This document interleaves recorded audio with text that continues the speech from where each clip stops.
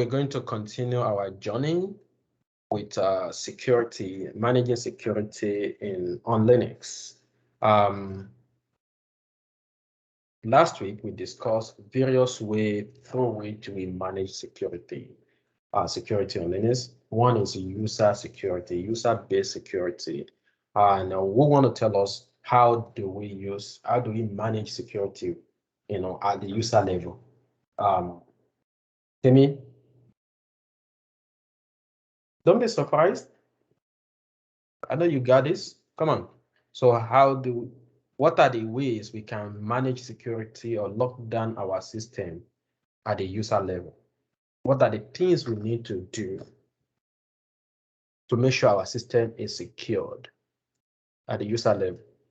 You are on mute, man. Madam, you're on mute.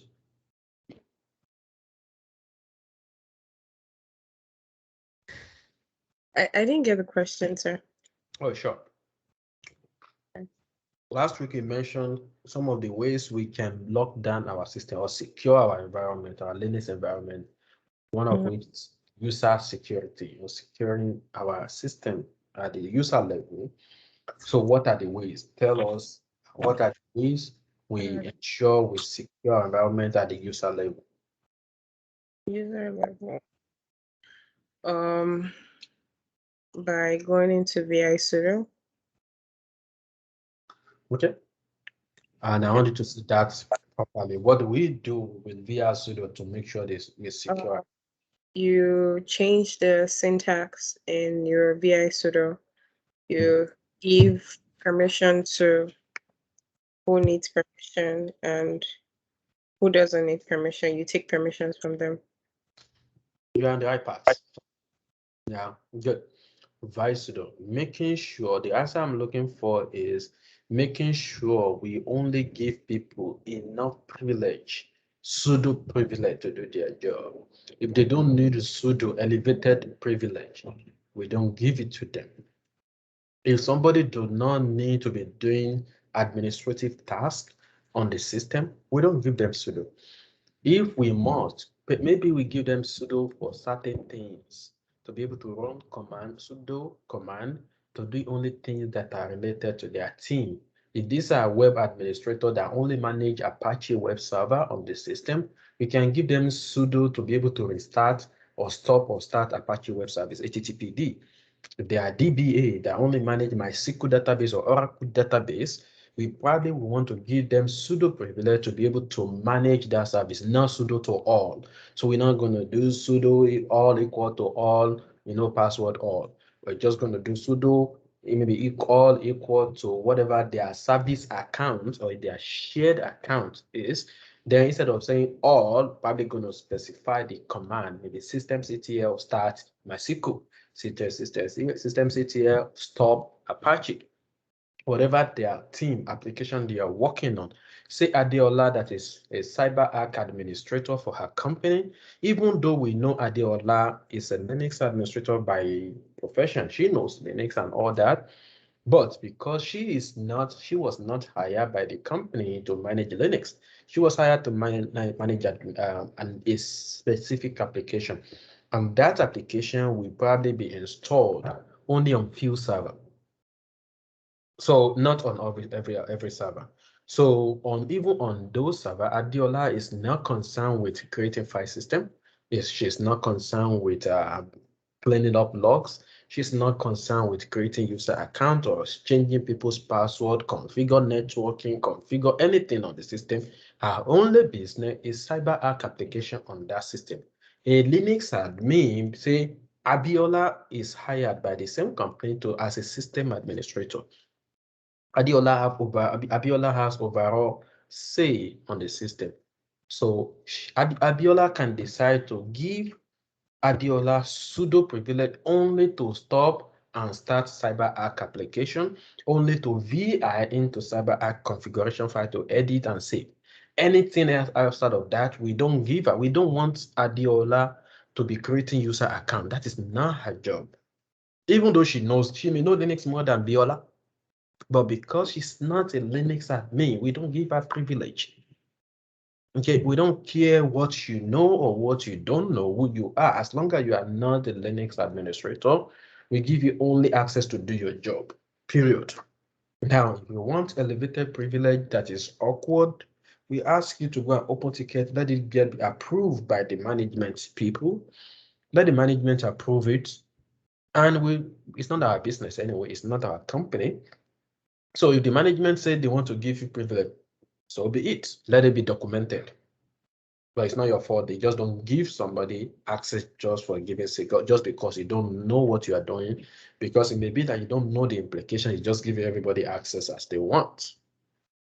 So we need to limit user account privilege. Also, another way we mention is we need access. We don't give people access, everybody access to every kind of server on the system. We give people access only to the servers where they work. If you are a DBA, there is no need for you to have access to a web server. You're a DBA. You're not doing anything with Apache web server. Okay, we give you access to the Oracle database server, MySQL database server, whatever database server you are working with, you are able to log into. The one you have no business with, we don't give you access to you, even to begin with, let alone giving you sudo privilege or giving you permission to file or folder. So we lock down from the beginning. The first thing is, you may come out at the interview. How do you make sure you secure your environment? Well, first thing, we don't give access to users where they don't have business. We only grant access to servers a user actually have business on. And we make sure we only give them enough privilege to do their job. Enough elevated sudo privilege to do their job, not sudo to all. And another thing that we do is to remove root access, remote root access. We don't want root to be able to, people to be using remote access, root remote access to SSH into the server using root credential. That is crazy. That can lead to loss of data breach and all that. So we also talk about using firewall to lock down our system at the network level. That's the network level. So look at the network layer of the operating system. We use firewall to control who can come in or not. Yeah, you have access. You may have all the kind of access to the SSH. You may have user account on the server. You have elevated privilege. You have sudo to all. But if we don't open port 22, nobody is coming in. Not you, not anybody.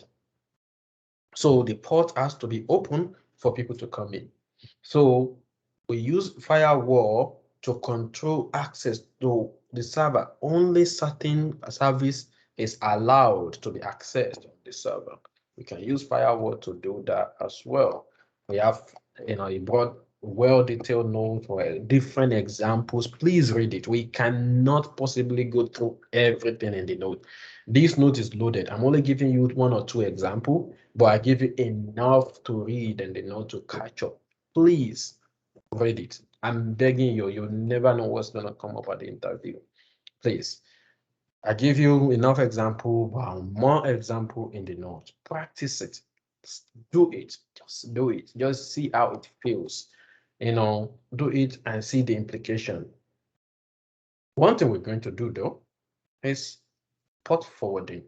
Now, sometime you may have you may open a port. For example, say we created a server, is a server, let's say Apache web server, right? And we know that this Apache, this web service should be port 8443, right? It should be HTTPS, period, right? Secured Apache.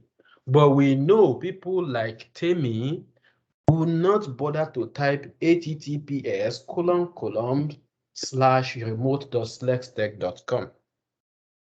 Well, what we can do, because if she does only http://remote.slextech.com, is going to be port 80, right? Non-secure Apache. But a secure Apache only listen on port 443. So that means she will have to be typing HTTPS every time. But tell me, before, if you are not doing IT or you are not into IT, how many people know the difference between HTTP and HTTPS? How many people even care about typing HTTPS colon before on the web? They just want to type remote.selected.com, done. They would just want to type facebook.com, done. But a smart website should be built such that if people type something.com, it will be rerouted to the secured one if you have secured going on. Some websites don't have secure Apache secure website configured. The way they built it is an insecure one. But a smart administrator that will have security at heart, we know your website is supposed to be secure, either self-SSL, self-certificate, or CA certified by certificate authority. But you're not going to be telling everybody or your client that every time you want to log into our website, make sure you put HTTPS. So what about Mama Lekon in Nigeria that is in the market? Who concerned Mama Lekon about typing HTTPS? She doesn't know. She doesn't care. So, but you that care, because you don't want people to go to your website and because they don't put HTTPS, it's saying website not available. Now, what we can do is to route that service, route it. If people type HTTPS, you can configure your system to route that to from HTTP to HTTPS. Okay, from HTTP to HTTPS. Now, there are two ways we can do that on the network. You can configure it at the DNS level. Okay, that if people are coming in and they put HTTP, it's not like they put port 80 by itself, but if you type something website on your browser and you don't put any port, it default to port 80. So you can tell your DNS that if people access our website on HTTP protocol, forward it to HTTP. That's what we call port forwarding. You can do this at the DNS level or at the operating system firewall level. Okay, I'll show you now. Give me 1 second. Let me show you at the DNS level, then we go to the operating system level and show you how it is done.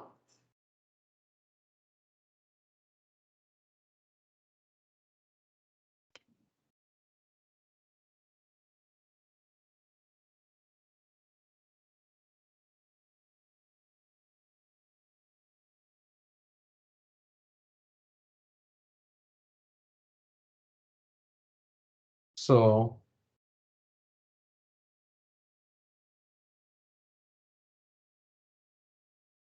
give me 1 second.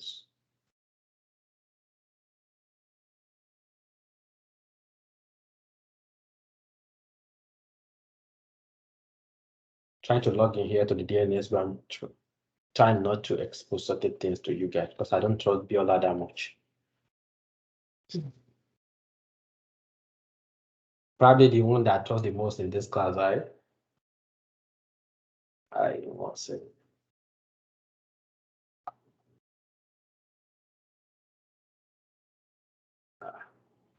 Okay. All right, it's loading up. So what we can do is to go to the DNS and tell DNS to do port forwarding, that anytime people go to the login to a website, if they come into our website on port 80, route it to port 443. And this is what we are doing. This is what we did for something like remote.selected.com. When we just newly built this new umbrella that we built like 2 days ago, some of you are able to access it, some of you are not able to access it. Because at that moment, we have not do the port forwarding. If you are hitting it on HTTP, your server will just say no route to host and cannot be reached unless you put HTTPS. What I have not done at that moment is doing port forwarding at the DNS level. So what we then do is come to the network setting. I mean, it's going to be different from every kind of DNS server, depending if you build your own server, you're using vendor server, or ISP provider DNS or whatever. So this is an example of port forwarding rule. Telling, okay, look at this. port forwarding. Where's the port forwarding?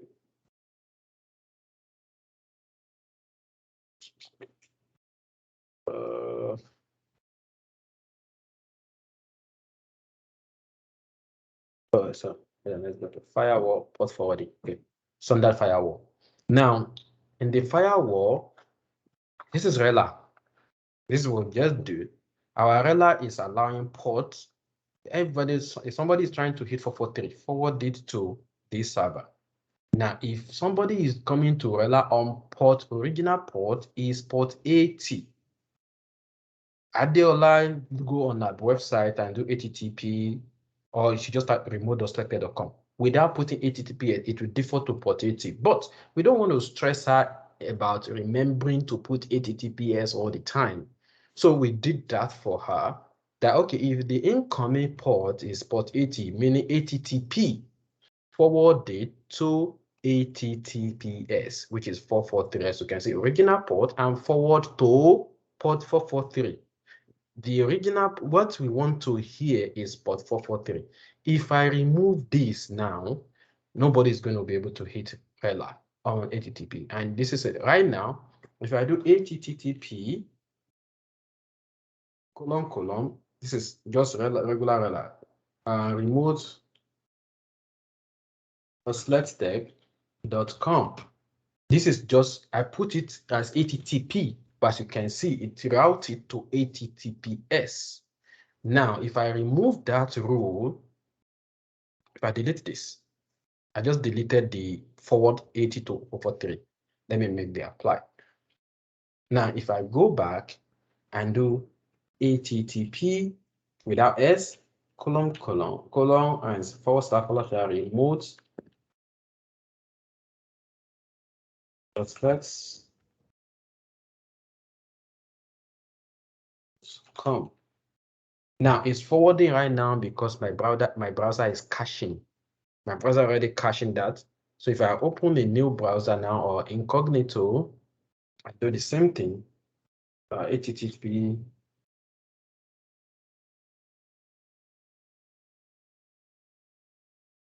colon remote.selected.com.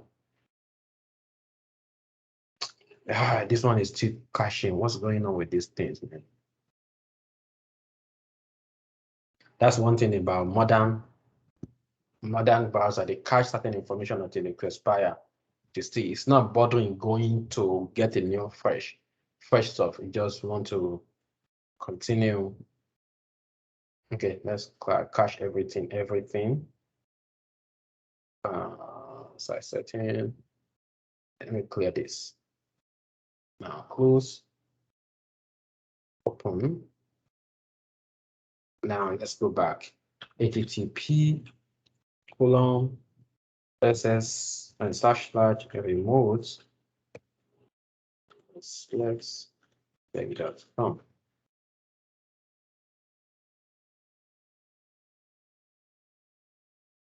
God almighty, this thing is still outing. DNS. So anyways, normally this is not supposed to be happening.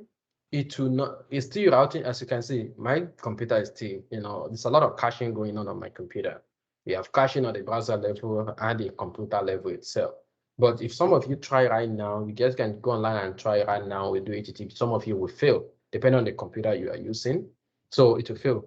What we did to prevent that is to forward port 80 to 443. That if people are coming in on port 80, we want to forward it to port 443.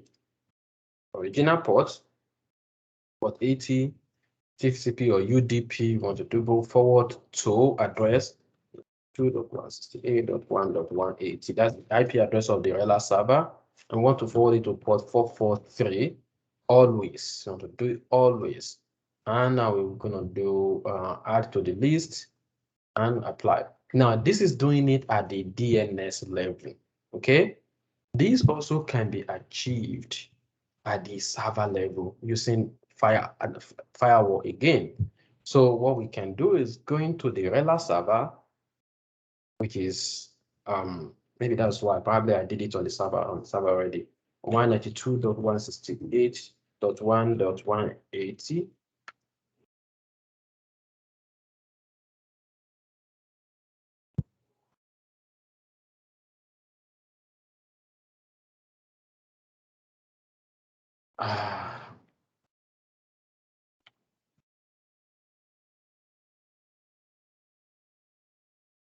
Really.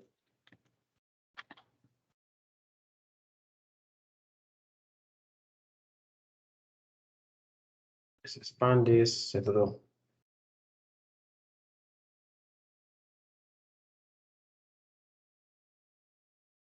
All right. So if you do firewall cmd -- list all, so you can see we have ports 8080 open, we have HTTPS and HTTP open. We don't have anything forward port.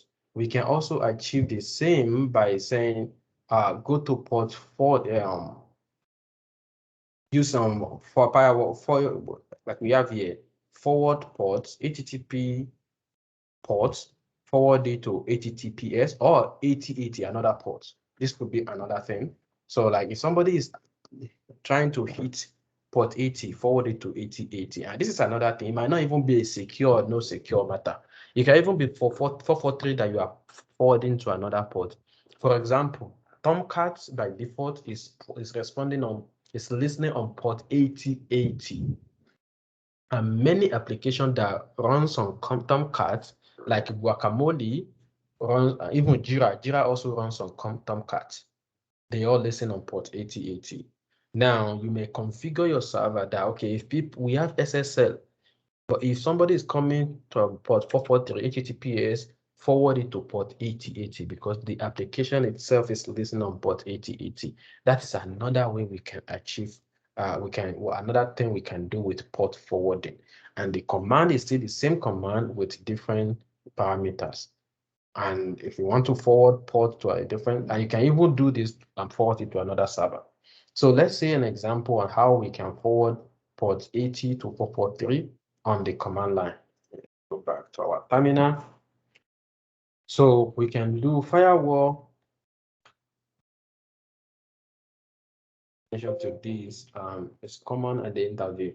Firewall cmd -- add forward ports. We want to say your total port, your original port is port 80, and you put colon protocol okay, 80 on, which is TCP. Remember when you open a port, you put 80 / the protocol TCP in this case.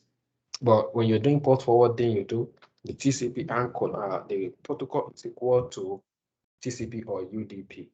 Now you put another colon to ports. The incoming port is port 80. Then on what protocol? Colon protocol, and the protocol is TCP. Colon to port. What port are you sending that to? To port is equal to, in this case, I say 443. Enter. Invalid forward port. Forward port. Oh, something is missing here. Port equal to 80. So you have forward port. So your port is equal to 80. The incoming port is 80. Protocol is TCP, and you want to forward it to 443. So firewall cmd -- forward port, then you define what you are doing. The port you are forwarding is port 80 is equal to port 80 colon the protocol TCP.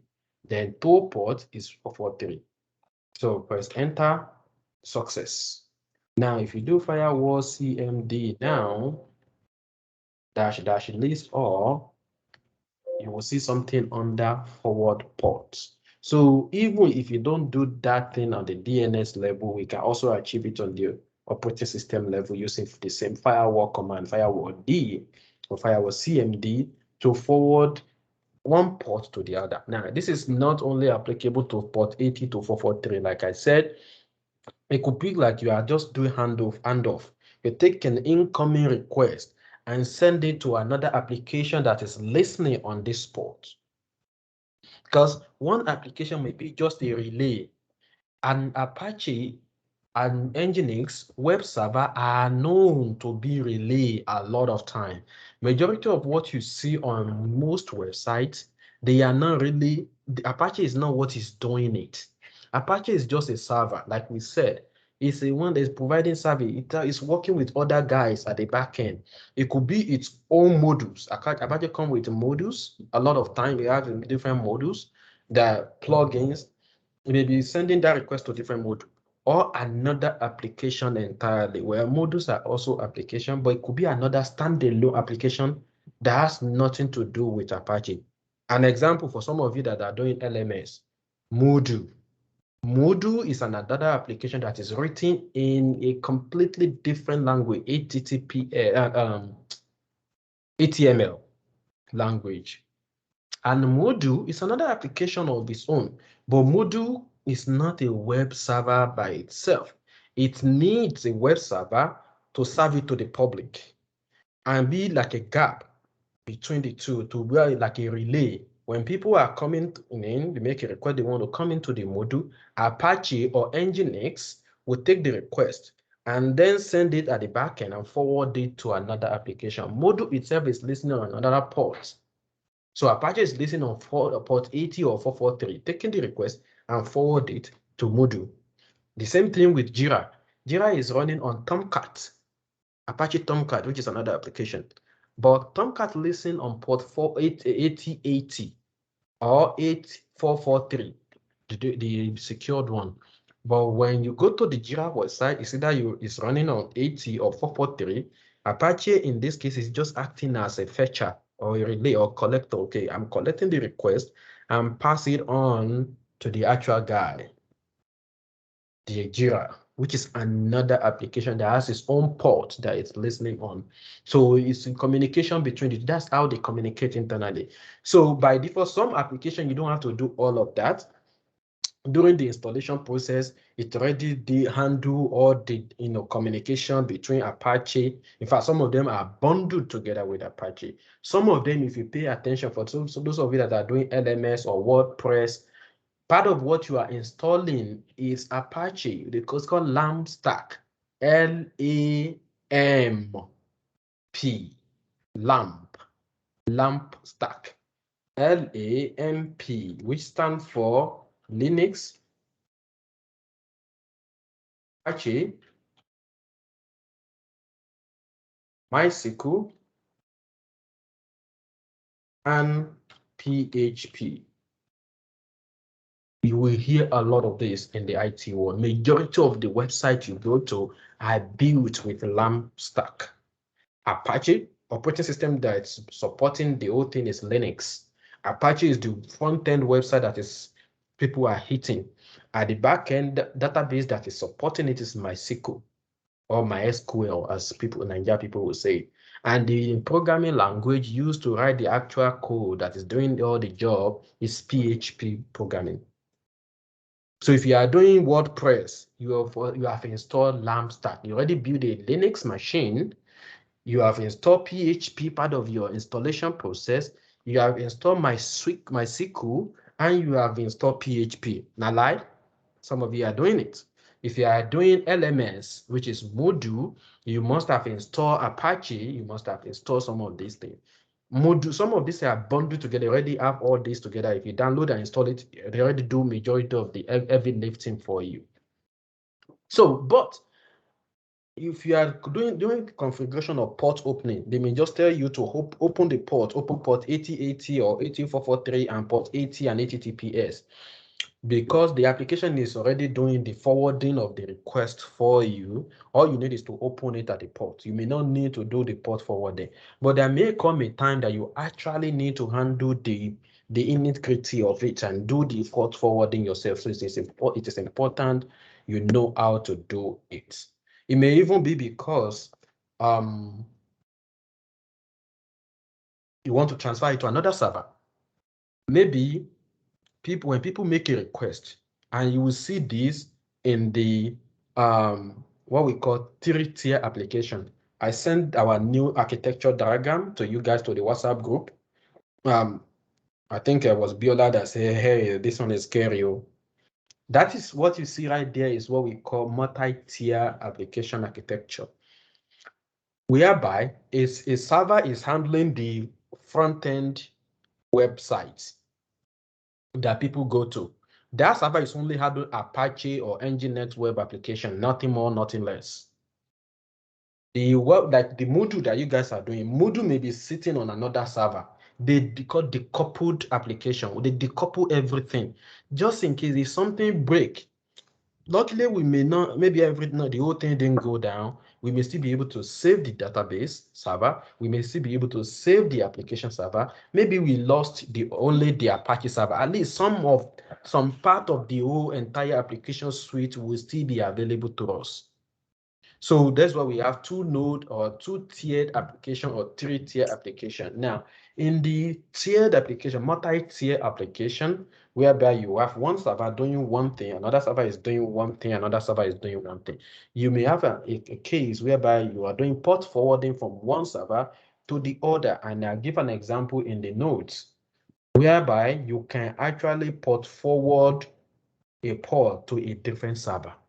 If our incoming is coming, your request is coming, forward it to the server. Now, earlier on, we stop at here. The first one we did, we stop at 2 ports. We forwarding from port 80 to port, in this case, 1, 2, 3, 4. I just put it as an example. Obviously, there is no, with this scenario. So, but if you are actually, if that port, whatever is listening on that port is actually an application that is sitting on another server, then you say to address, the address of the server where you're sending it to, the IP address. Don't use the host name, the IP address. To port, then the IP address of the server where the application that listen on 8080 resides, or that listen on 80443 reside. So this may be an Apache website that is collecting something on port 80 or port 443 that is now sending the request to another Tomcat server, server B, maybe Guacamole. Guacamole is a good example. Guacamole is what powers our Rela. So Guacamole could be sitting on another server entirely, which is what we are trying to achieve. We're still in the process. So letting you guys come in on the website, remote.selected.com. You hit the Nginx. We use Nginx for Guacamole, by the way. For the Rela, we don't use Apache, and there is a reason for that. Apache is good, but Nginx has its own, benefits, and Apache has its own benefits. So for this purpose, we use Nginx, not because we are a fan of one of us or the other. I actually like Apache better. It's more popular. But you're hitting Apache, the remote.selected.com on Apache, on a web server, Nginx in this case, it could be Apache, but Apache is now taking that request, either Apache or Nginx, in our case, Nginx, is taking it and sending it to Guacamole. Guacamole application is an application that is running on another server, and the port that it's listening on is port 8080 or secured port 8443. 8443. That is the secure Tomcat port. Now, that is 2-tier application, but there is another thing involved, the database, or your connection. How do I know when Biola last logged into remote? How do I know Temi has not logged in? There was a time Temi was never serious in this class, gallivanting all over America. Call her up and say, I have not seen your traction on Rela in like 1 week, so don't come to me for help. She knows what I'm talking about. She's laughing now. So how do I know that? It's because your incoming traffic, everything is saved in a database. We are using MySQL. So now Guacamole goes, okay, oh yeah, this guy comes in, I'm supposed to let Temi go to the RDP server, but I need to keep track of where she is coming from, which is what is her home IP address. What IP address is she coming from? What username is she using? What password is she using? Is she using authentication? Is the authentication actually match what we have in this database? Let me check. Then it's saving that information into the database. And that is where we have MySQL. It could be any other database engine. Now, that MySQL part could be sitting on another server, which give you down the third tier. That's why we're going to have 3-tier application. We have the web tier. We have the application tier, which is the middleware. You're going to hear middleware a lot, which is the middleware. Then we have the backend server, which is the database server. So all of these three, they are working together to present you RELA. Okay, but in between there, they are communicating on one port or the other.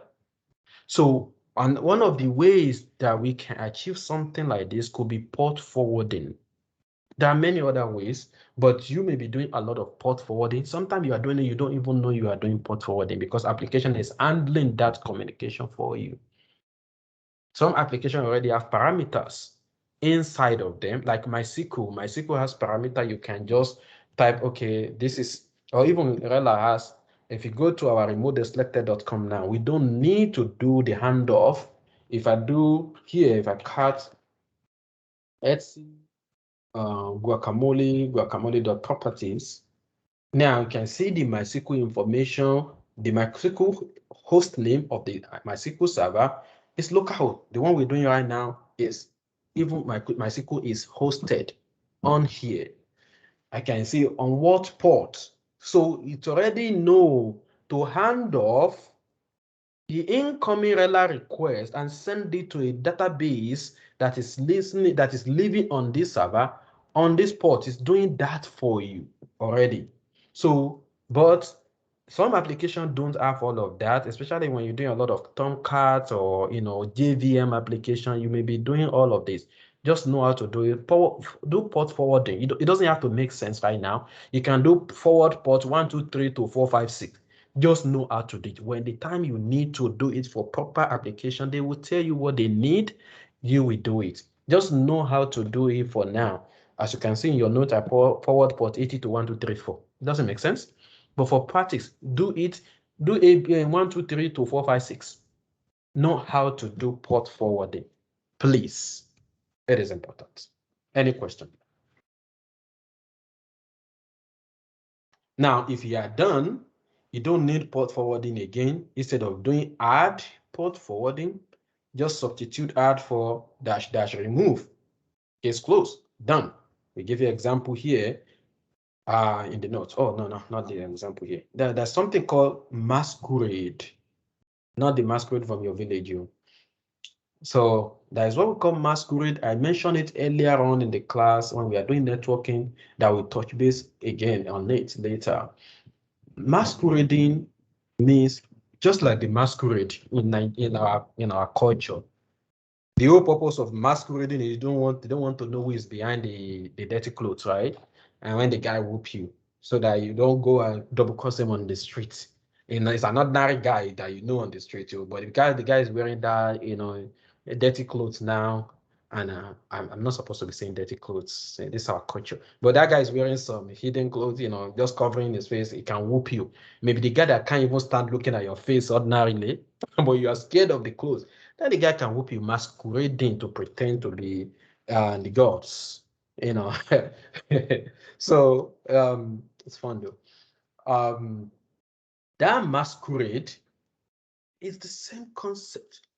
What about we hide our identity in the network space so that whoever is trying to identify who we are is not seeing us? So where we do masquerade is, we want to go to the internet, for example, you can have masquerade going on. I say, okay, this application server, this server, when this guy is communicating over the network or within our network, we don't want other application or anybody that is sniffing through the traffic. We don't want them to know the IP address of this server. We are trying to hide this IP address for any reason. And hacker can be doing that. An hacker doesn't want people to know his or her IP address, probably doing some masquerading to go out, or using VPN. to go somewhere else. You are in Nigeria, you're pretending you are in UK. So VPN is different from masquerading. But I'm just using that, just mentioning that. Masquerade means you are actually pretending to be somebody else. Now, when it's going out, your IP address is 192.168.1.10. It may masquerade it and just give you some random IP address that does not even exist to go out. That is all masquerade is all about. It masquerade the IP address to create a security obscurity such that whoever is seeing us, capturing the traffic packet will not even know they're getting wrong information. It's just like a lady that you meet at a club that is asked for a number. Her number is 192.168.1.10, but she gives you her boyfriend number 192.168.1.9. And you call the dude and say, "Who are you?" So that is masquerading right now. And it's called Tammy and them, they're laughing. They remember all they have done, all they have they're broken at the club, right? God know your house number. Anyways, let's fire on. So masquerading is just pretending to be who you are not, or hiding your identity, network identity, server identity, for protection, for security reason, especially for database, especially if the server is holding a some critical data, and you may want to achieve masquerading. It's not, these are these things are not something you would do on a day-to-day basis, but it is important you know them or know how to do it in case you want to do it. And even if you don't know how to do it, but knowing what they are will help you to Google search it. Trust me, a lot of these things, when they come around, I want to do them. Sometimes I still Google to refresh, to guide me the steps. But because I know what they are, I can quickly Google what I need. But one thing is to know what you want to Google, right? Versus actually getting the answer. If you don't know what you want to Google, you're not getting anything. So, but practice it, know if it's there, and know a little bit of information about it. When you need it, it will come. And if you're done, again, just like the port forwarding, you can do -- remove to remove masquerading if you don't need it, just like you have down here. Please practice. Okay. Any question? Okay. We're gonna brush through this. Okay. Now, don't worry too much about firewall. The most important thing is for you to know how to open ports and how to remove ports. You have done that. You guys have been doing it in your project. This little thing, for this information are rather advanced stuff that I want to share with you because I don't want anybody that passed through SlexTech to be like a baby level. I want you to go for the interview and they tell you you are too advanced for entry, so we are bumping you. It has happened. I think it was Femi. One of my students went for the interview, and after interview, the recruiter, they said, "Oh, it looks like you know more than what we actually need for this level, so we're giving you level 2. So I want you to know enough, even if you are going for the entry level, so you can stand out. It's better to know more than what is needed than not to know enough. So these are a little bit of advance. You're not going to be doing port forwarding if you go for RHCSA exam. Believe it or not, you're not gonna. All you're probably gonna do a stop is to open ports and remove port and restart or reload the ports. But all this port forwarding, masquerading is something that some Linux admin that have been doing for 10 years that never do. Okay, but know it. Know that that might be one point that you will say at the interview. People say, "Oh, she's sharp." Okay, I like my people to be sharp. You may be lucky, I may be the one interviewing you one day. Don't disappoint me. One of my students, I'm not going to mention him because some of you know him, nearly made it to me interviewing him for NASA. I used to work doing some contract for NASA, and I asked him to go and apply, but he has to jump some hurdles before meeting me. I'm supposed to be the last person to interview him, but he didn't make it. So he didn't make it to. I didn't make it not because he did not pass the interview. He passed the first round of them. The second time they called him, he didn't pick up, and the person got the manager, my manager is not tech person, but he has to like him personally in his demeanor, the way he talks, communicates, and get to his reasoning before facing me for the technical screening before we say yes or no. Because I'm going to be the lead, he's going to work with me. But my manager called him. My manager knows if my manager asked at the point, please, and learn this. If you schedule interview, if you're not going to make it, be mature enough to send them notes, email, even if it is fine finished before that. Sorry, something came up. Can you postpone? It will look bad for them to call you and you're not picking up, fall asleep, or you telling them, oh, I can't talk right now. They give you advance notice. Some company, they may have it in your record, even to the point that nobody in that company will hire you again. Some can be, some manager can be crazy like that. The only reason why that guy was never given another chance was because my manager called him and it was scheduled. And he said, oh, okay, please, can I call you back? Like, which I found rather rude. So, but things happen. But send email out, even with a text, sorry, I can't make it.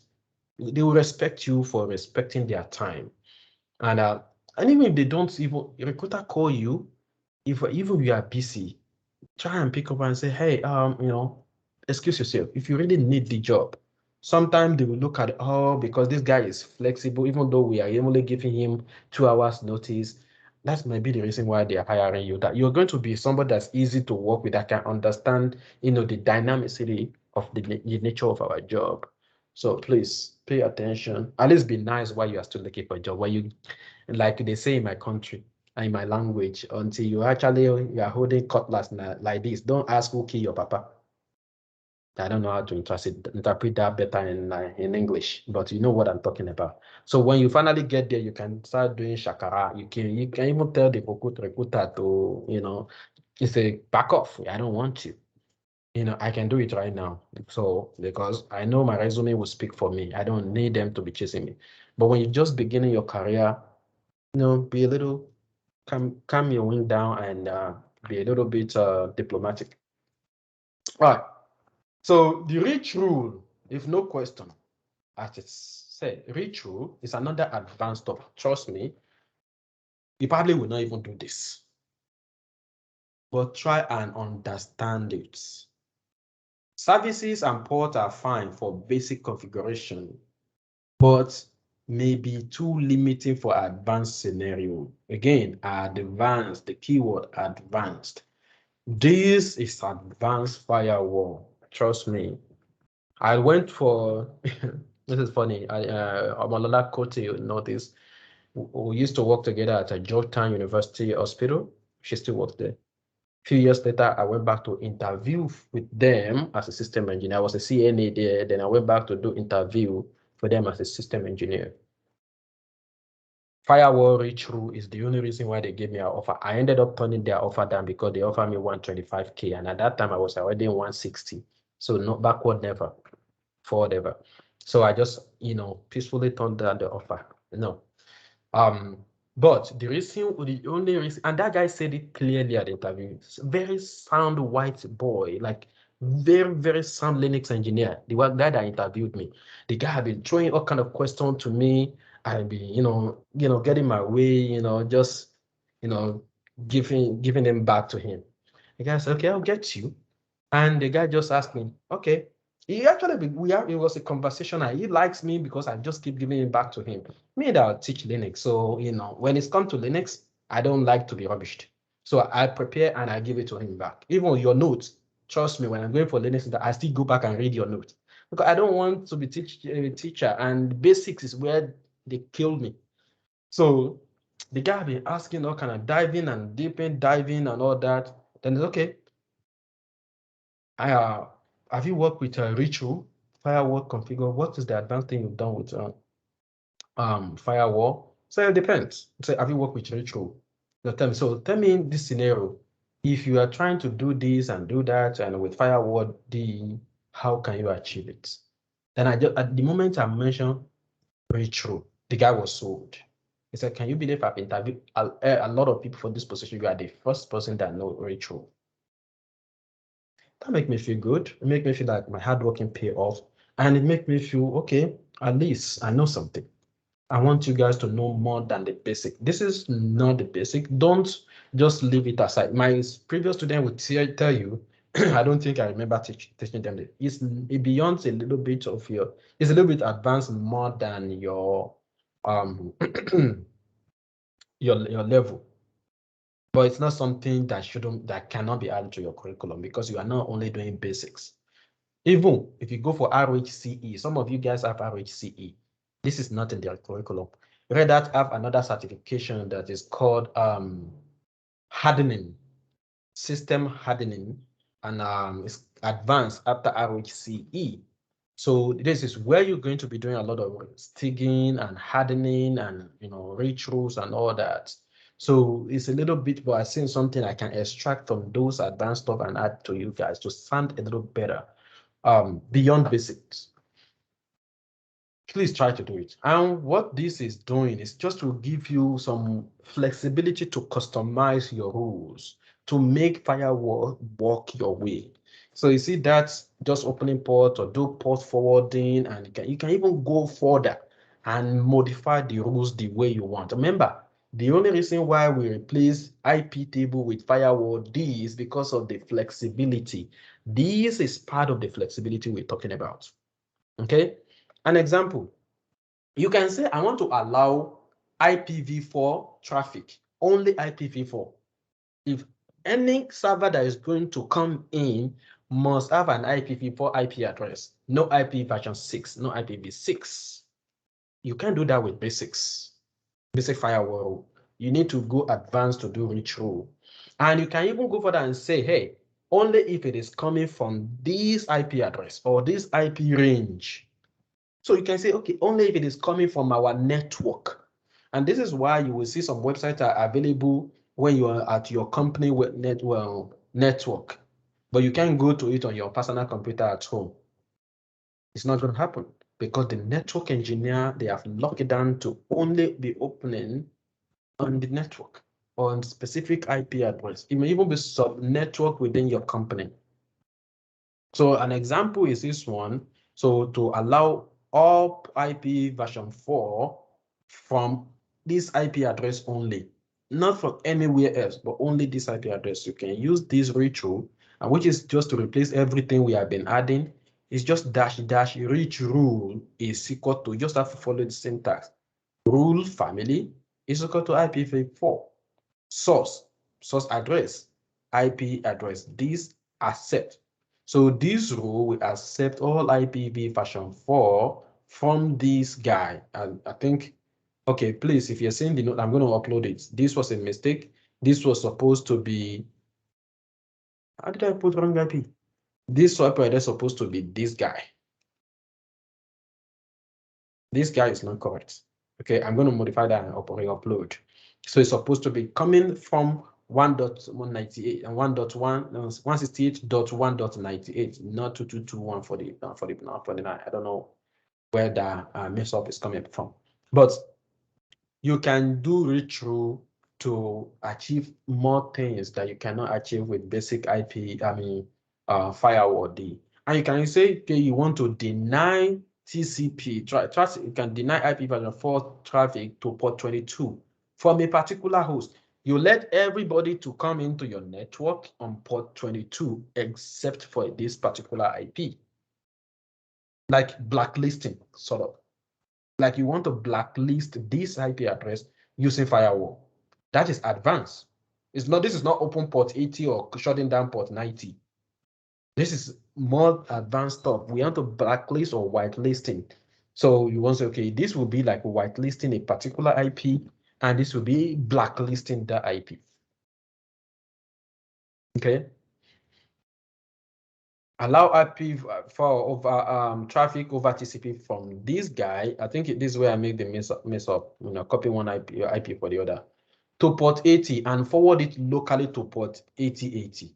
This is close to IP forwarding, but you know the normal IP forwarding, you are just taking it and forward it to port. Now, this is a little more in-depth. It's more involving.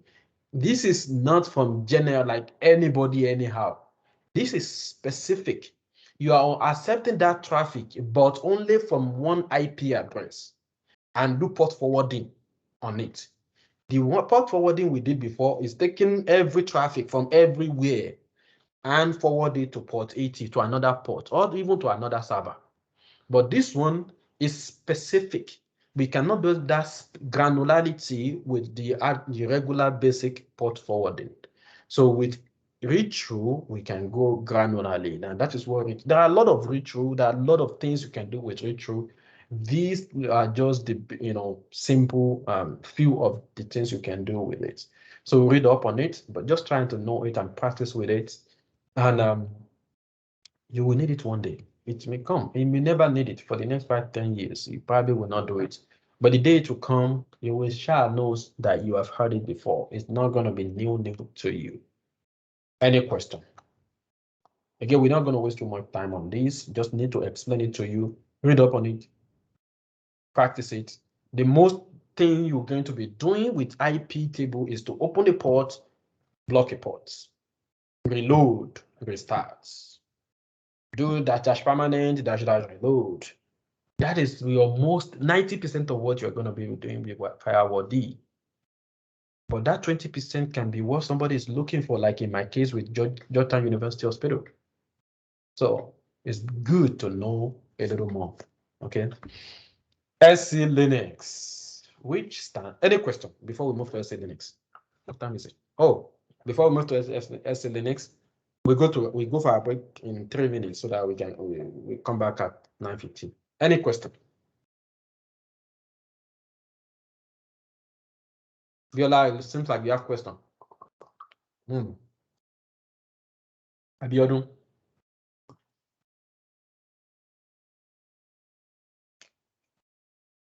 Okay.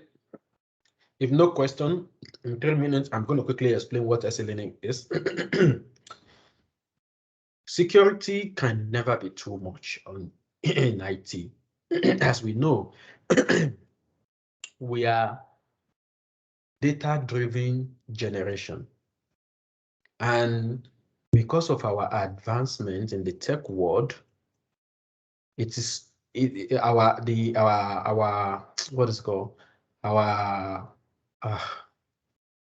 just saying for a word. Anyway, our advancement is improving our life, but at the same time is causing us a lot of damage if not controlled properly. Some people, because of the tech that has become so advanced, is the reason why they commit suicide, because their information they never anybody to know become leaked to the internet, to the world, and you just can't bear the shame and commit suicide.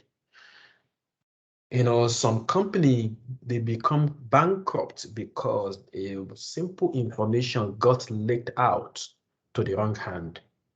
Facebook is battling with a lot of stuff right now because information got out of the things they're doing internally, or at least accused to be doing internally. So that is why companies spend so much money on protecting their data. Because if that data get to the wrong hand, it can be detrimental to their business or to somebody's life, depending on the kind of business you are into. So that is why security is of the utmost importance in the IT world. So when Linux become a thing, United States governments adopt Linux as the operating system. The common firewall, IP table, chmod permission, and access sudo was not enough for the US government. Okay, yes, all good and dandy. We can do chmod to control who have permission to fire. Yes. Yeah, we can do IP table to control what ports. We can not even give people access to server they don't need access to. But that's not enough, man. I want more. So that necessitates, NSA. I'm sure you guys have, if you have not heard of NSA, you probably have heard it in some James Bond movie or some, movie whereby NSA is investigating somebody, is hacking somebody, is, chasing around some pedophile or somebody watching some crazy child pornography or something. I'm sure you've heard of National Security Agency, NSA, that oversees everything security in the United States in the web space, internet space. NSA just look at it and say, you know what? We're going to come up with our own idea. We're going to add extra feature to Linux to make it even more secure. And they have born SE Linux, which stands for Security Enhanced Linux, SE Linux. SE Linux, like I said, was originally created by NSA, and now NSA give it to Red Hat to maintain. So now it's maintained by the Red Hat. Now it's well adopted across Linux distro. If you really want government to use your Linux operating system, you better have SE Linux on it. So, but originally it was created by NSA and given to Red Hat to maintain. And it is a security feature on the Linux kernel. It is designed to protect the server against misconfiguration or compromised daemons. Keyword, misconfiguration or compromised daemons. It puts limit and instruct server daemon or program what file they can access and what action they can take by defining a security policy. Now, everything on Linux is a file, configuration file. Even user account is created in kind of like a folder, and a folder is a special file itself. If you log in now as user Abiodun in the /home directory, there is a home directory where all your information is located. Or inside Etsy password where you have all the user networking, even the network cable that you put in the NIC network adapter, there is a file that is representing that on the Linux system. What SE Linux does is it knows, it keeps track of it. This is what this file is supposed to look like. Etsy password is supposed to have 640 permission. If anybody for any reason change that permission from 640 to 777, SE Linux will go back and revert it. No, that has been compromised. We revert it back. If nobody is supposed to be able to access a particular file, even the root user, and now somebody is accessing it, maybe because we have compromised the permission to make people to be able to access it, SE Linux will revert it. If Etsy Shadow contains Etsy Shadow is where password information, encrypted password information is stored. If that is modified and we do not do it in the proper way using password command, because when you do password command, operating system is changing it and letting the SE Linux know that, okay, Etsy Shadow need to be altered because we are now changing Biodun's password and it's saved in the Etsy Shadow. So operating system is SE Linux is aware. But when we do it, if we do it in such a way that SE Linux is not aware of it, it will revert it back. It will not make it work. An example is when you reboot your system into single user mode and change the root password. I tell you guys to do touch.auto relabel and reboot. That auto relabel is actually for SE Linux to be aware, to reread the table, to reread the stuff, so that you know that, okay, Etsy Shadow is changing for the root user. Otherwise, the moment you reboot, that new password you did will not work. So it's more advanced than that. I'm not going to go into the advanced for you. It's too much. You're already getting confused with firewall. The SE Linux is a beast. Okay, it's this advanced stuff. Don't worry too much. No SE Linux. The basic I want you to take away here today from SE Linux is that it stands for Security Advanced Linux, and it has 3 modes: enforcing mode, permissive mode, and disable mode. Believe it or not, most companies, especially in the private sector, which is company that is owned by non-governmental agency, Amazon, FINRA, Bank of America, Macy's, all of these companies that have nothing to do with government, they disable it. I've seen it. I ask a lot. I've worked there. Majority of the time, they disable SE Linux. because it's a beast. It's very, very, very sensitive. But if you are going to work in the government space, you need to know SE Linux. Because government will not let you, especially if you want to work in the DOJ or DOD, you will not run any server without SE Linux. Security will scan, they reach out to you that no, we take your server out, take that server off of the network if it's not going to be compliant with security. But the good thing is you may not be the one doing the configuration for SE Linux. There will be security engineer.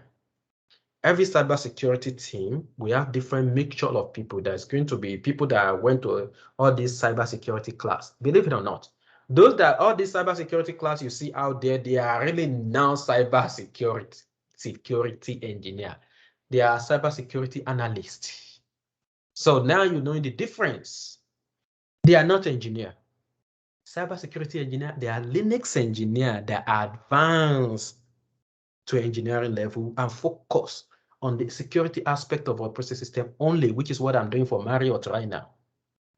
These are guys that know operating system. They know what are the security features, what the security is supposed to be. How can we secure our operating system? What are the advanced things we can do? How can we do complex things to lock down our operating system? All these guys that go to, no FedRAM and all that, I'm not saying they're not doing job, they're doing analyst. A lot of things they do, I can't do it. I'll be falling asleep. But they are not security engineer. The security engineer, they are network engineer or system operating system engineer that advance and become specialized in security and hardening of the system. That's why I read that we have another certification above RHCE that's called hardening, to lock down the system, secure the system. So this guy will be the one doing all the configuration, SE Linux configuration, if it's used in your environment. They will only give you the file, configuration file, and tell you where to put it. Okay, so you may not be doing all of that, depending on where you are, unless you work in a startup company that you wear multiple hats. It has its own benefit. You will learn, they will teach you. Something will force you to learn, don't worry. You will learn within the next 3 months, you become out and become a guru. But for the most part, you're only going to be changing SE Linux to turn it off. Some companies say, just turn it off. If you build a new server, we don't want to deal with the headache of SE Linux, just disable it. You will go into the etc sysconfig SE Linux file, this guy, and disable it by changing the parameter to disabled. Or you put it to permissive. The Oga Patapata of them all is enforcing to enforce the rule defined by the audit file. So that rule is what the system is, the daemon is constantly checking. If anything deviates from that rule, it will cut it off, it will block it. But majority of time, 90% of the environment you will go to, they will either set it to permissive mode or disable mode until you get to government space. But when you get to government space, because they are doing super sensitive stuff, they will have a specialist handling this. So just know it, know the basic. Majority of the project you are doing right now, I'm sure some of you that are doing Apache or this element, you probably get to the point that will tell you to disable SE Linux or change SE Linux to permissive mode. Otherwise, you will not be able to reach your application on the browser, because SE Linux does not even allow you to reach anything, even within your own network on the browser. That guy is an enhanced security, super sensitive. How do we do? I know we said we're going to go to break, already passed. So let's go to break. Let's finish this part and go to break and come back and knock it off. If you cut etc config SC Linux, this is what you see. Very simple fact, is it? Now, this is just giving the directive. The actual configuration is sitting somewhere else. Now, it tells you this file control the state of SC Linux on the system. SC Linux can take one of these 3 values: enforcing, permissive, disabled. Enforcing SC Linux security policy is enforced. SC Linux print warning instead of enforcing. For permissive mode, it's not going to enforce. It will just tell you, hey, something is not right, do at your own risk. Disable, don't do anything. I don't care. My environment is secure enough. the wahala too much, too sensitive, avoiding SE Linux. A lot of environment disable it because it's complex, it's super duper complex to manage. And some application developers, they don't want to take time to build their code to be able to adapt to SE Linux. They will tell you this application is not applicable with SE Linux. Now lie. It's because they are lazy enough or they don't want to spend enough time building the application to be conform with SE Linux. But until they get to government will make you, they're not going to buy your application. They're not going to let you run the application until you build it to conform with SE Linux standard. That's why we have all this security standard. For people that are in cybersecurity, they will understand. You have all this FedRAM, HIPAA standard, FedRAM, IDC, this and that. STIG, you have all these rules that is made by different agencies. This is how server should be compliant, you know. But for the most part, again, you will set it to either permissive mode, enforcing mode, or disabled mode completely. How do we know on the system? We're going in 4 minutes, okay?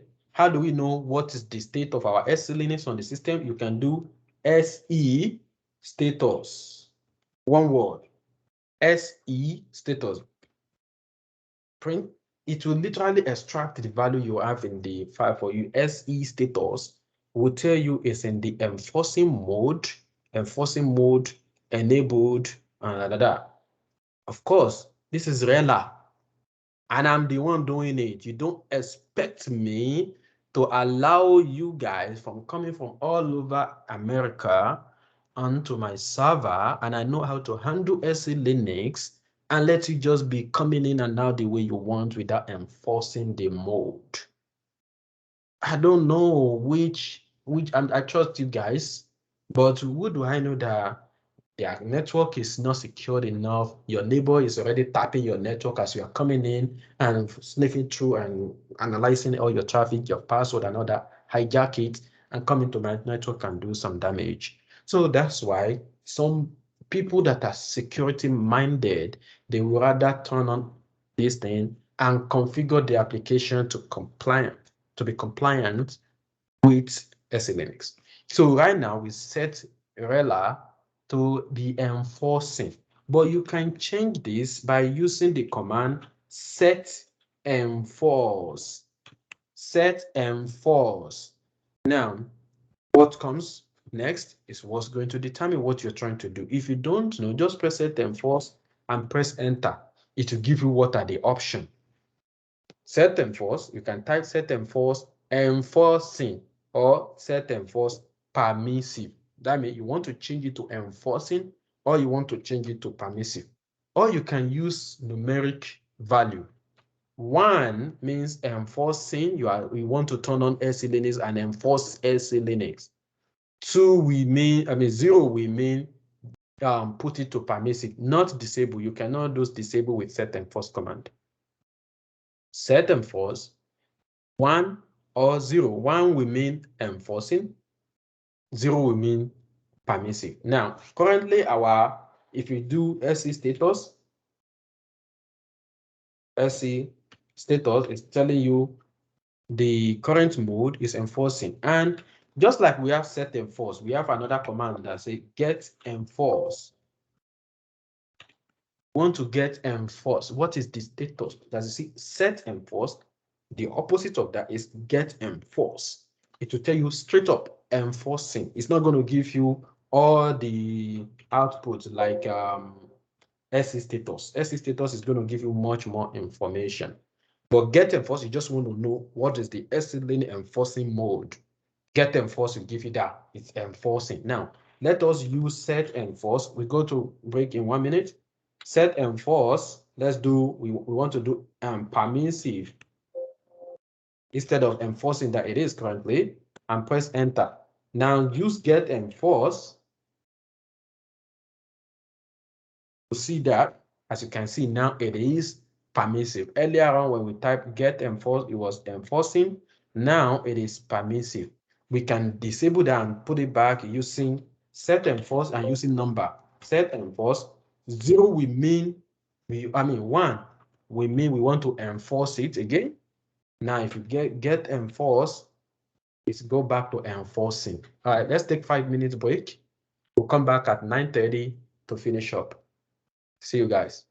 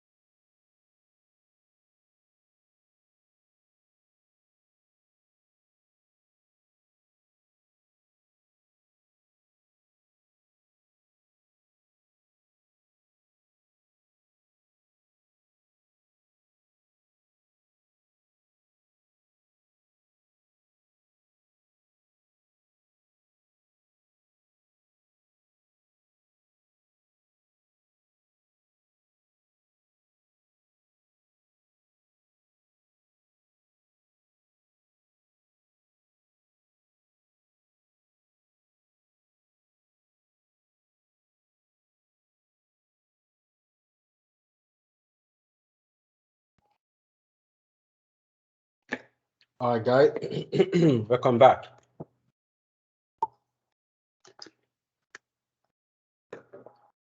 Are you there? Yes, yes, yes. All right, thank you. Yeah. Security, again, can never be enough. Like I said, there are so many ways to secure. As a matter of fact, all of these things we are talking about, these are still just Linux native security features that comes natively with the Linux operating system itself. Some company will still go ahead and purchase some security tools to manage, to keep eyes, or to lock down the system, like BitLocker, like something like Tripwire, like something like many features like that. There are some that comes with the Linux operating system itself that we don't just use unless you're working in a sensitive environment. Like you hear something called um uh, AIDS, not HIV AIDS. Well, sounds like it because that beast is complex and super sensitive. It stands for Advanced Intruder Detection Environment. Advanced Intrusion Detection Environment. I'll send you the link. I'll send you a link to read a little more about it. It's beyond this level, trust me. Well, just read up to kind of be aware of what is out there will not hurt. Aid Linux. It's advanced. It's an advanced intrusion detection environment. It's a powerful open source intrusion detection tools. This is used to detect intrusion. You know what I mean? It's spelled out.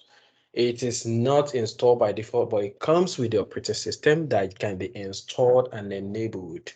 If you work in a government environment, you may end up doing it. When I first come to DOJ, this is one project I did for them on majority of the system, on all of the system from dev environment to production environment. It breaks a lot of stuff. People were mad at me. People hated this thing, but I'm not the guy that makes the decision. Go speak to Donald Trump. It is the government that owns the server, not me. A lot of people were like, "Oh, we need to get rid of it." Go speak to the director, or take it to the government because they say they want aid. We install and configure aid.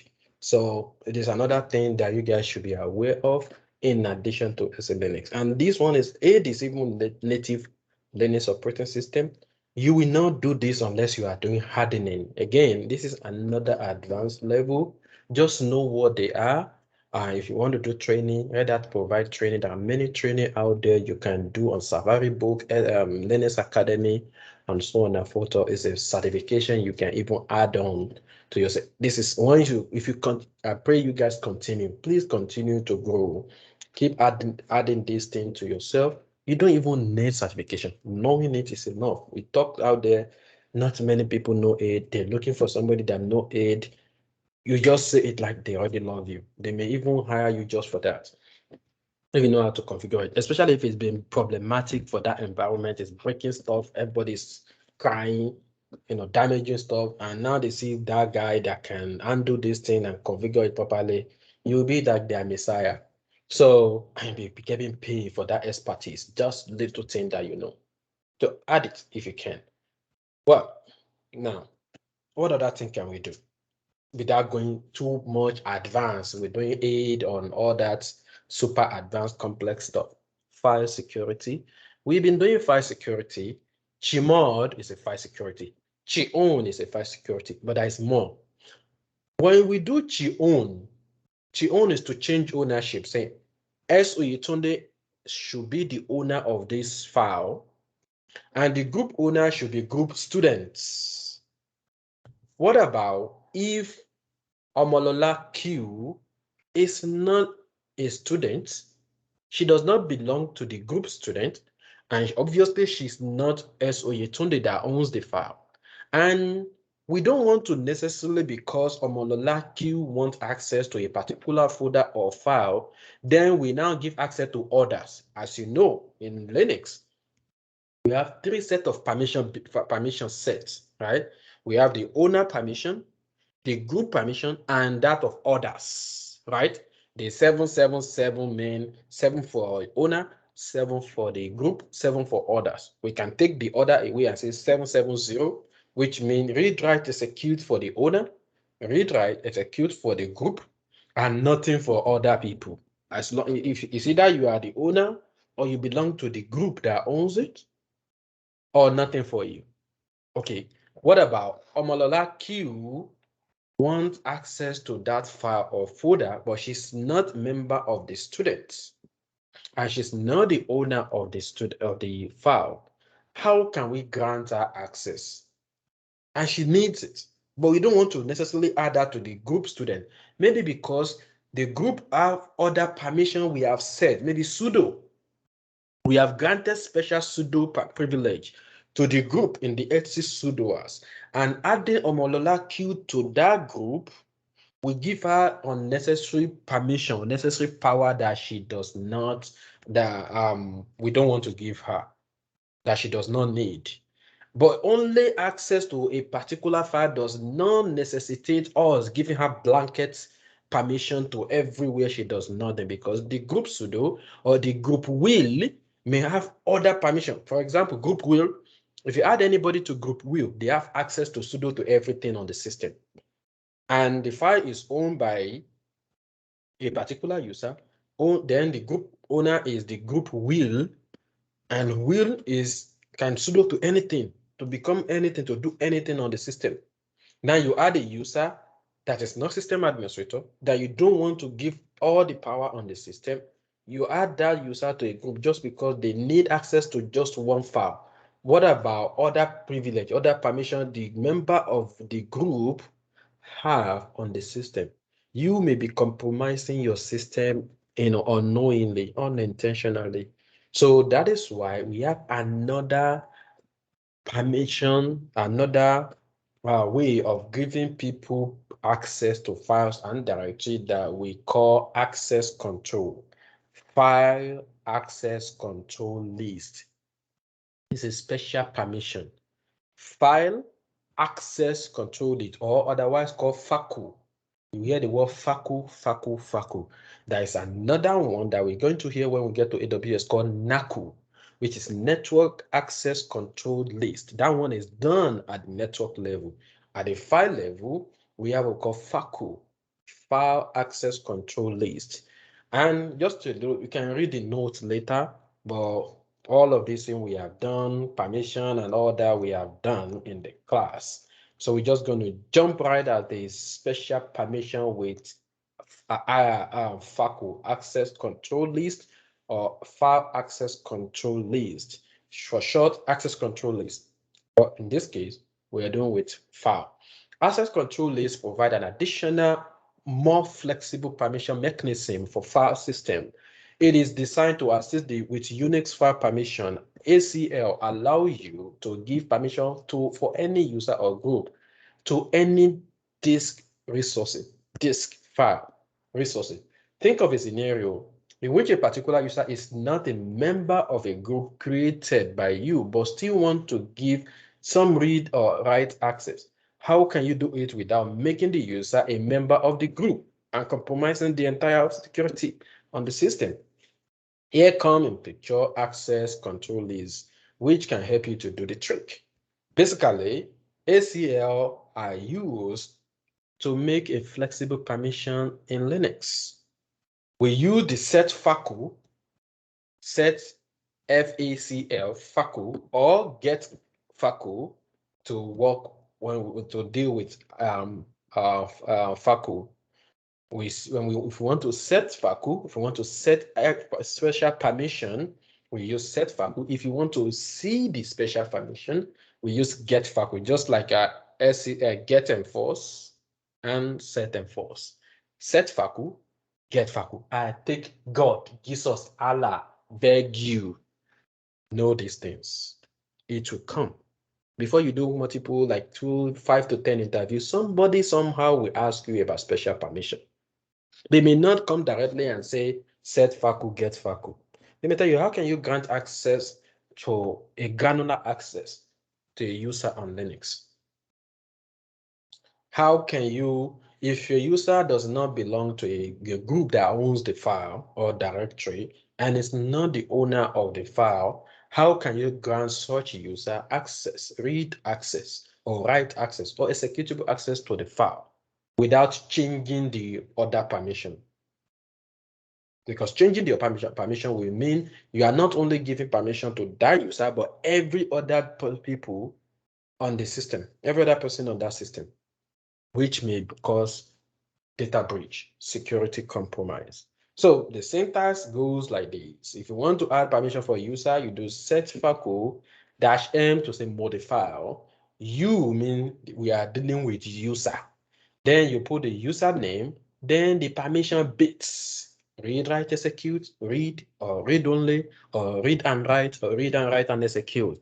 Then you specify the absolute path or the file or directory. If you want to add that permission for group, it's going to be set facu -m. Instead of you replace that with G, then you specify the group name, then the permission bits, the absolute path to the file or directory. To allow all file or directory to inherit ACL entries for the directory, which is within, then you use set facu -dm.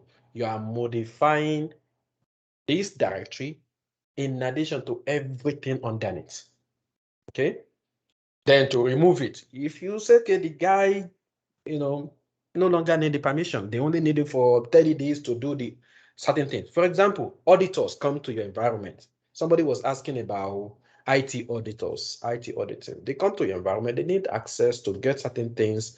They are not the owner of the file. They are not member of our group. They just need temporary permission to do read-only permission on the system. And we don't want to change the others bit, permission bit to add read-only, because that will mean every Dick and Harry on that system will be able to read. And auditor is the only person that need read access. Okay, auditor is Abidakun, A Abidakun, or O Abidakun. We just use facu to grant A Abidakun a read access on that file or directory while he needs it. When it's gone, their auditing job is 1 month, 2 months, whatever. When it's done, we get rid of it using the -x on the file or directory. Make sense? Let's take it to the command line and we call it a day. Any question? Okay, if no question, let's see something here. Now, this file, Anaconda, is owned by root and group roots. Let's say S Oyetunde, but this file is where? It's in the /root directory. This may not be a good one because this is the home directory of the root user. This is a place you don't even want to mess with at all. So let's do ls-ld/root and see what is the permission. Can somebody that is not a member of the roots or not the roots itself actually cd into this folder? No, you cannot, as a regular user, cd into the /root home directory. Get permission denied. You have to be roots. So let's go somewhere else. Let's go to /10 where everybody can get into anyways. Now, there are files here. This file belongs to root, read write permission. Nobody else on the system have access to this. Not even the group, anybody that we add to the group root will not have access. The only person that have read write permission on this file is the root itself. Now, S Oyetunde is an auditor that want to read the log ID -a S Oyetunde such user. Okay, this is not joined to the domain. Let's create a user add. Let's quickly add a user. Do we have a user in the home directory? Let me see. Okay, select admin. There's a user called select admin. -a select admin. Oh, okay, that's select admin. Now, the user select admin would like to access the file yum.log inside system directory. Let's first of all switch to select admin and let this guy go to /tmp and try to cat yum.log. Permission denied. Yum.log is here, but SO Yetunde cannot read it, let alone modify it, because the file belongs to the root user, and SO Yetunde cannot even modify the permission because it's not root. It's owned by the root, and it does not have sudo power. Okay, how can we grant SO Yetunde this? With special permission, we can achieve that, but we have to. That has to be done by the root itself. Go back to root and do set faku -m to modify. Now we say u column select admin. Select, let me copy it to make sure I'm putting the right name. Select a column, then the username column, the user u column, the username column, the permission bit we are giving. If you are giving read, write, execute, those will be RWX. If you are giving only read, that will be R. We can do R. You see some textbook or some articles say R dash dash, meaning nothing for read, nothing for execute. But if you do it this way, it is absolutely fine. Okay. If you are doing read write, we do RW, and you can also do it RW hyphen dash or hyphen, meaning nothing in the X portion. We're only doing read to this file, and we specify the absolute path. It's in the tmp yum.log, enter. Now let's switch back to SO Yetunde. Read only is what we give. We have not in any way changed the actual basic permission of this file, as you can see, right? It is still read here. Now, as you can see now, there is some read here, but it's a plus. There is some plus. This is telling you that originally this file, where is it? Yum.log. As you can see, it's only read and nothing, no plus, no some special read. This is in the awkward position. It doesn't really sound like we mean read for the group. This plus sign, if you know, I want you to pay attention here. If you do ls-l and you see a plus, it means in addition to the basic permission, there is a special permission on this file or directory. If you do ls-l command, I'm repeating, and you see this plus sign in the permission set, it means there is a special permission in addition to what you are seeing here. And how can you get that? You can do get faku /tmp yum.log. Now you see the output will tell you the file /tmp yum.log. The owner is root. The group ownership is root. User, which is the owner, read write. Then there is another user called select admin, and it has a read permission -- mean nothing for read write, nothing for executable, only read permission. And it will give you in another format, sorry, group, mask, and this. So this column is one focus on. This is the special permission, another user that is not member of the group and not the owner of the file has a read permission on this system. Let's test that and go back to and become select admin, and now cat tmp yum.log. It's nothing in there, but we no longer get permission denied anymore. It's actually an empty file. But let's try to put something in there. We know this guy does not have the permission, yum.log. try to enter something, and write and quit, it will tell you read only file. Now it's going to execute, put colon. It's telling you to put hyphen and press enter. It's still not, even though it's saying this, because you don't have permission to do so. You put that what is it called? Exclamation mark. You're still not going to be able to do anything on this because you are only given special read permission. The only thing is to get out. So in order for us to give, let's put something in this file. tmp yum.log, not sc. Let's quickly put something in there.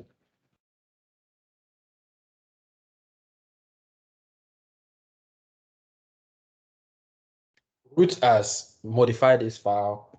Now there's something in it. Let's go back to su and become /admin.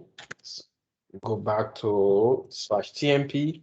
The file is there, and this guy can read the content now, which is this gibberish we just enter, and with faku.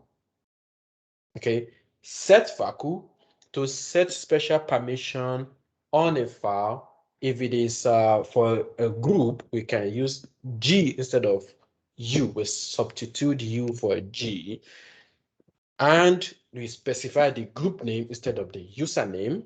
Then colon the permission bit that we want to give. Please, it doesn't get more complicated than this. Super simple if you know it, right? Any question?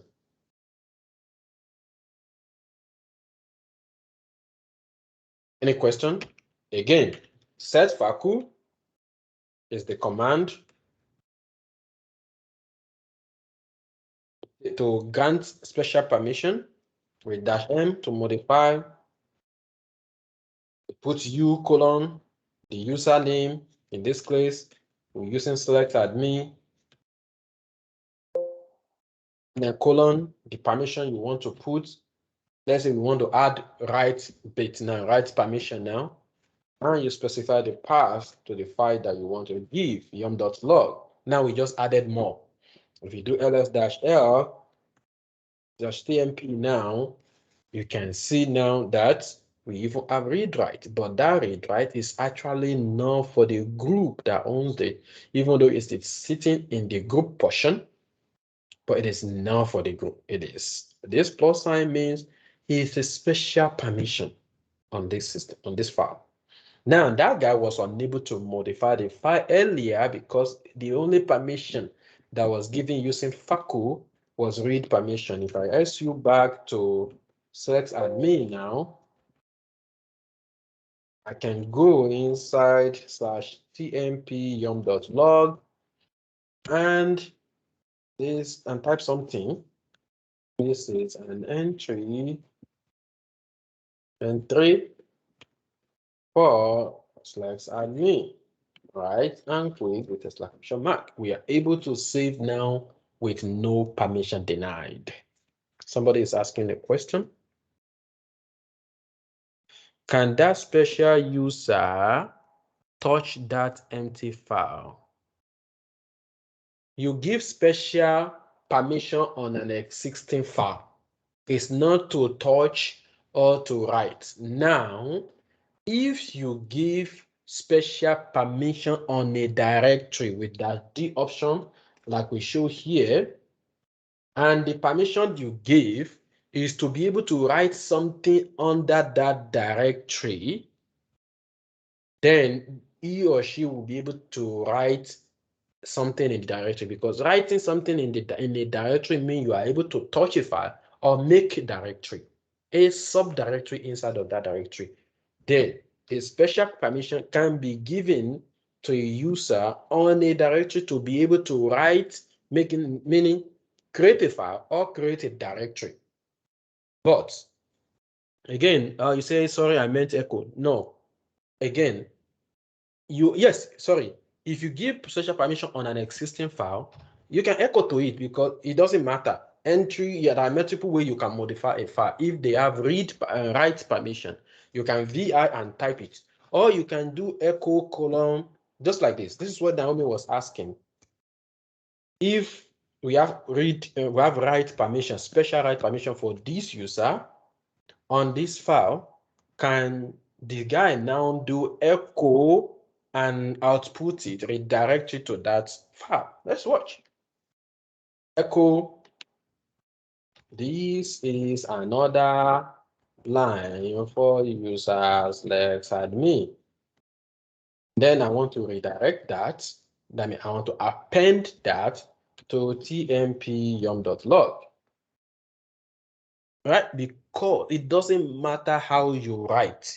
Either you VI, Vim, Nano, Echo, as long as you have permission to modify, it will work. But if you don't, no matter what you do, Echo, VI, Vim, Nano, it will not work. Okay? I hope that answers. And if you can cut now, yum.log. Good question, by the way. As you can see, whatever we just echoed is there. Good question. All right, we have 1 more minute. Any other question before we round it up today? So please read out. We're not going to go through all the example. It's simple, straightforward. It is a very simple, straightforward concept that many people don't know. Either they have not been taught or they have not paid attention. Please don't be that guy. You have been taught and you have been told. Please don't lose a good potential job because you don't know set FACO. It will be disappointing. Okay, you will disappoint yourself. Don't disappoint yourself, please. I got interviewed yesterday by PwC. Majority of you know PwC. The only reason why I took that interview was because when I was in Nigeria, I've always wanted to work for 2 companies. BAC, if you're from Ibadan, you know BAC, British American Tobacco Company, BAT, British American Tobacco, because they pay in dollars. And PwC, they also pay in dollars. I have friends that work there. As a young aspiring graduate or undergrad, I always want to come out and work for these 2 companies. Well, another one, it was MTN and Globalcom. They're just popular. They're hiring everybody, and people coming with Toyota Camry and doing shakara. Let me turn up the recording so we don't put a lot of jokes in the